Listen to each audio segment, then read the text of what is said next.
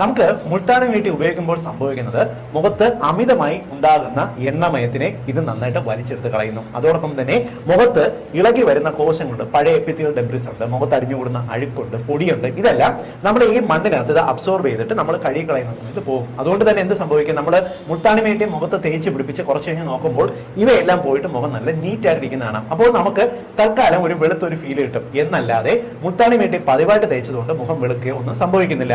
എന്നാൽ മുൾട്ടാണി മിട്ടി തേക്കുന്ന സമയത്ത് ശ്രദ്ധിക്കേണ്ട രണ്ട് കാര്യങ്ങളുണ്ട്. ഒന്ന്, ഞാൻ പറഞ്ഞല്ലോ, ഇത് ബേസിക്കലി മണ്ണാണ്, മണലാണ്. ഇതിനെ നമ്മൾ വെള്ളത്തിൽ കുഴച്ച് തേക്കുന്ന സമയത്ത് പലരും ഇങ്ങനെ ഉരയ്ക്കാറുണ്ട്. നമ്മൾ മുഖത്ത് മുൾട്ടാണി മിട്ടി ഇങ്ങനെ നന്നായിട്ട് തേച്ച് പിടിപ്പിക്കാൻ വേണ്ടി ഉരച്ചു കഴിഞ്ഞാൽ മുഖത്ത് വളരെ ഫൈനായിട്ടുള്ള മുറിവുകൾ ഉണ്ടാകാനും മുഖത്ത് നമ്മുടെ സ്കിന്നിന് കേടുപാടുകൾ ഉണ്ടാകാനും കറുത്തു പോകാനോ ഇല്ലെങ്കിൽ റാഷസ് ഉണ്ടാകാനുള്ള സാധ്യതയുണ്ട്.